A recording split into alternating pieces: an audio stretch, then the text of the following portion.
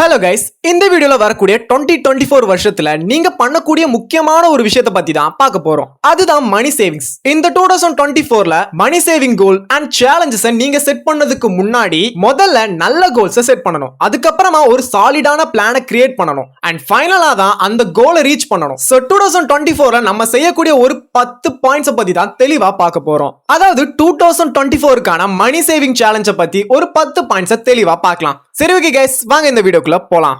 So point number 1, 365 days 5 rupee challenge. அதாவது ஜனவரி 1ஆம் தேதி 5 rupees, ஜனவரி 2 10 rupees, ஜனவரி 3 15 rupees இப்படி போய்கிட்டே இருக்கணும். இப்படி நீங்க டெய்லியும் ஒரு 5 rupees இன்க்ரீஸ் பண்ணி எடுத்து வைக்கிறதன் மூலமாவே உங்களால ஒரு மாசத்துல அக்யூரேட்டா 2480 ரூபாய் சேமிச்சு வைக்க முடியும். அண்ட் ஆல்சோ இதையே ஒரு வருஷத்துக்கு கன்வெர்ட் பண்ணும் பொழுது 28690 ரூபாய் உங்களால சேமிச்சு வைக்க முடியும். அதாவது இன்னைக்கு நீங்க 5 rupees அண்ட் நாளைக்கு 10 rupees அண்ட் நாளா கழிச்சு 15 rupees இப்படி சொல்லி போய்கிட்டே இருக்கும் பொழுது மணியை உங்களால கண்டிப்பா சேவ் பண்ணி வச்சிருக்க முடியும். சோ இதை கேள்விப்படும் பொழுது கண்டிப்பா ஆச்சரியமா தான் இருக்கும். இதை நீங்க ட்ரை பண்ணி பாருங்க, நீங்களே மத்தவங்களுக்கு இதை சிபாரிசும் பண்ணுவீங்க. And point number 2, 50 rupees in a week challenge. அதாவது வாரத்துல 50 ரூபாய் சேலஞ்ச். நான் சொன்னதுமே நீங்க கெஸ் பண்ணிருப்பீங்க இது எப்படி இருக்கும் அப்படின்னு. ஆனா ஃபர்ஸ்ட் விடவும் இது கொஞ்சம் அதிகமான மணி அப்படின்னு சொல்லி யோசிச்சிருப்பீங்கல்ல. கண்டிப்பா உங்களால இதை பண்ண முடியும் அப்படின்னே சொல்லலாம். அதாவது ஃபர்ஸ்ட் வீக்ல ஒரு 50 rupees சேவ் பண்ணணும். அண்ட் அதுக்கு அடுத்து செகண்ட் வீக்ல 100 rupees சேவ் பண்ணணும். அண்ட் தேர்ட் வீக்ல 150 rupees அப்படின்னு சொல்லி ஒவ்வொரு வாரமும் நீங்க சேமிக்கிறதுல ஒரு 50 rupees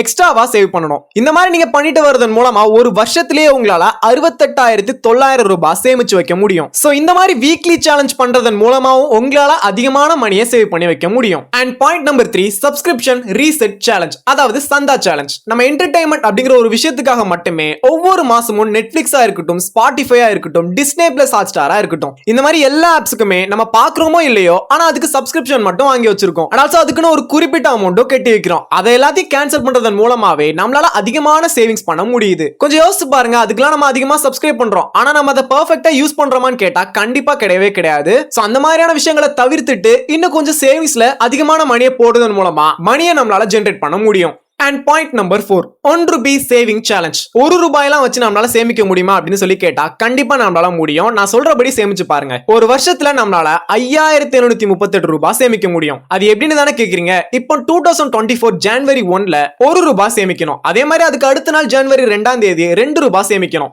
இப்போ உங்ககிட்ட டோட்டலா 3 rupees இருக்கும். அண்ட் அதே மாதிரி ஜனவரி 10ல 10 ரூபாய் சேமிக்கணும். இப்படி நீங்க ஒவ்வொரு நாளுமே ஒவ்வொரு ரூபாயை அதிகமாக்கி சேமிக்கிறதன் மூலமா ஒரு மாசத்துல உங்களால 496 ரூபாய் சேமிக்க வச்ச முடியும். சோ இப்ப புரிஞ்சிருக்கும் 1 ரூபாயை வச்சு எப்படிடா சேவிங்ஸ் பண்ணலாம் அப்படின்னு.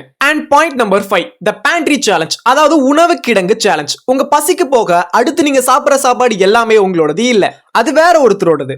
உங்களுக்கு தேவையான அளவுக்கு மட்டும் நீங்க உணவு பொருட்களை வாங்கி சாப்பிடுங்க. இப்படி நீங்க பண்றதன் மூலமா நிறைய பணத்தை சேமிச்சு வைக்கலாம். அதாவது நான் என்ன சொல்ல வரேன் அப்படின்னா, தேவையில்லாம எக்ஸஸா செலவு பண்றதை விட்டுட்டு சேவிங் பண்றது ஒரு பெஸ்டான ஆப்ஷன் அப்படின்னே சொல்லலாம். And point number 6, round up challenge. இது எந்த விதத்துல சேலஞ்ச் அப்படின்னு தானே யோசிக்கிறீங்க, அதை பத்தி பார்க்கலாம். இப்போ நீங்க ஒரு கடைக்கு போய் ட்ரெஸ் வாங்குறீங்க அப்படின்னு சொல்லி வச்சுக்கலாம். அந்த ட்ரெஸ்ஸோட அமௌண்ட் 499 ரூபாய் அண்ட் ஆல்சோ 995 ரூபாய் அப்படின்னு சொல்றாங்கன்னு வச்சுக்கலாம். இப்போ நீங்க அதை கரெக்டா 500 ரூபாய் அப்படின்னா 1000 ரூபாய் கொடுத்து முழுமையா கொடுத்து மிச்சம் வரக்கூடிய அந்த குட்டி குட்டி அமௌண்ட்ஸ் இருக்குல்ல, அதை நீங்க சேவிங் பண்ணணும். ஃபார் எக்ஸாம்பிள் அந்த துணியோட ரேட் வந்து 995 ரூபாய் அப்படின்னா நீங்க 1000 ரூபாய் கொடுத்து மிச்சம் வரக்கூடிய அந்த 5 ரூபாயை சேவிங் பண்ணி வைக்கணும். இந்த மாதிரி நீங்க பண்றதன் மூலமா, அதாவது இந்த மாதிரி இந்த வருஷம் ஃபுல்லா பண்றதன் மூலமா வருஷத்தோட முடிவுல கண்டிப்பா உங்ககிட்ட ஒரு செட் ஆஃப் அமௌண்ட் கண்டிப்பா இருக்கும். சோ இதுதான் ரவுண்ட் அப் சேலஞ்ச் அப்படின்னு சொல்றேன். And point number 7, biweekly challenge. அதாவது 2 வாரம் சேமிப்பு சேலஞ்ச். 2 வாரத்துக்கு ஒரு முறை நீங்க செக்கை யூஸ் பண்ணி பே பண்றது ரொம்ப ரொம்ப நல்லது அப்படின்னே சொல்லலாம். அண்ட் ஆல்சோ இதுதான் அந்த சேலஞ்சுமே கூட. ஒரு வருஷத்துக்கு இப்படி நீங்க பண்றதன் மூலமா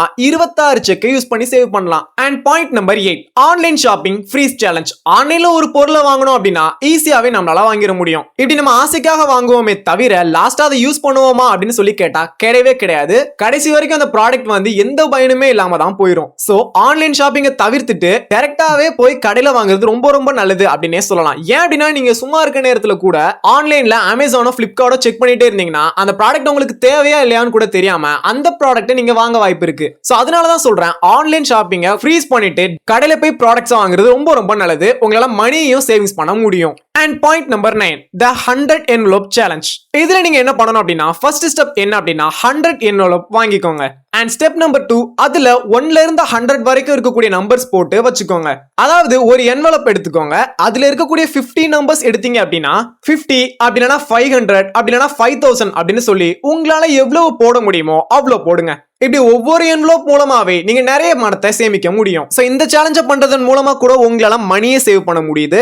அண்ட் ஃபைனலா 10th பாயிண்ட் என்ன அப்படின்னா don't be a quitter challenge. சேலஞ்சை விட்டு விலகாம இருக்கணும். எந்த ஒரு ரீசனுக்காகவும் சேலஞ்சை விட்டு விலகவே விலகாதீங்க. ஒன்ஸ் நீங்க அந்த சேலஞ்சுக்குள்ள இறங்கிட்டீங்க அப்படின்னா கண்டிப்பா அதை நீங்க பண்ணி முடிச்சிருங்க. சோ இதுதான் கைஸ் அந்த 10 பாயிண்ட்ஸ். Secret of success. எல்லாருமே அவங்களோட கோல்ஸை தீர்மானிப்பாங்க, அதுக்கான பிளானையுமே போடுவாங்க. ஆனா அதை நிறைய பேர் விடாம கடைசி வரைக்கும் ஃபாலோ பண்றாங்களா அப்படின்னு சொல்லி கேட்டா கிடையவே கிடையாது. அங்கேயே ஸ்டக் ஆயிடுவாங்க. பட் அதையும் விடாம கடைசி வரைக்கும் ஃபாலோ பண்ணி பினிஷ் பண்றவங்களுக்கு தான் அங்க சக்சஸ் அப்படிங்கக்கூடிய விஷயமே கிடைக்கும். சோ கைஸ் இந்த 10 பாயிண்ட்ஸை நீங்க ஃபாலோ பண்ணி கண்டிப்பா உங்களால உங்களோட மணியை சேவ் பண்ணி வைக்க முடியும். அண்ட் இந்த 10 பாயிண்ட்ஸை நீங்க ஃபாலோ பண்றதன் மூலமா 2024 ஃபைனல்ல உங்ககிட்ட ஒரு செட் ஆஃப் அமௌண்ட் இருக்கும். சோ கைஸ் எத்தனை பேர் இந்த 10 பாயிண்ட்ஸை ஃபாலோ பண்ண போறீங்க அப்படின்னு சொல்லி கமெண்ட் பாக்ஸ்ல கமெண்ட் பண்ணிக்கோங்க.